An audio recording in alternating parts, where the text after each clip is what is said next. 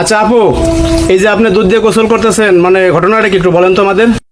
ঘটনা হচ্ছে প্রায় 7 বছর আগে আমার বাবা একজন প্রবাসীর সাথে বিয়ে দিয়েছিল।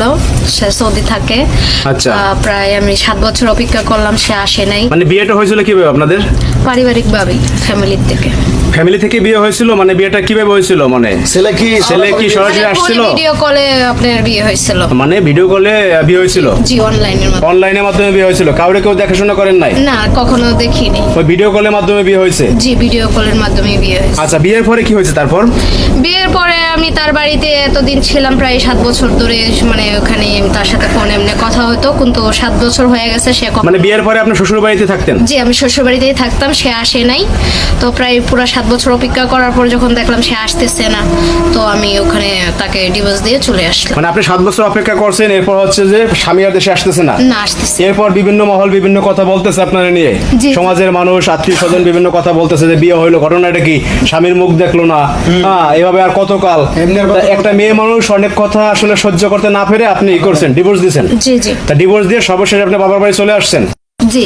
আচ্ছা আচ্ছা, বিয়েটা এখন মনে করেন আপনার ইচ্ছায় করছিলেন না আপনার মা বাবা দিয়েছিল? একটু বলেন আমাদের। প্রথমে তো ইচ্ছা ছিল না, পরে যখন বাবা মা বললো যে দেখ ছেলেটা বিদেশে থাকে, প্রবাসী, টাকা পয়সা আছে, সমস্যা নাই, তুই ভালো থাকবি, সুখে থাকবি।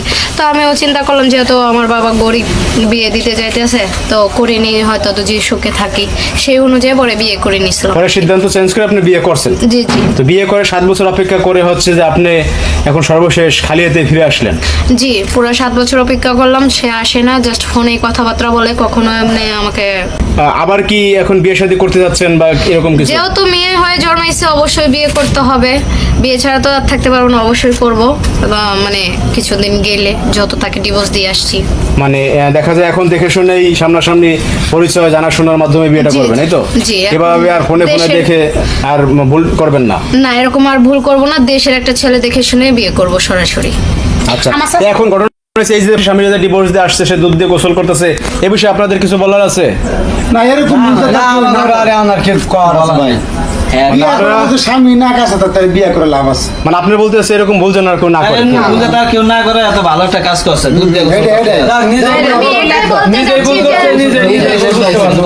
আমি না বুঝে ভুল করছি, যাতে আমার মতো কেউ না ভুল করে, সেই জন্য শুধরে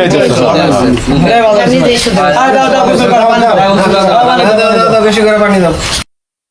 দর্শক ভাইরা দেখেন, আসলে প্রবাসী স্বামীকে ডিভোর্স দিয়ে এই আপু হচ্ছে দুধ দিয়ে গোসল করতে আছে। তো এরকম ঘটনা আপনারা আগে পরে দেখছেন কিনা অবশ্যই আপনারা জানাবেন।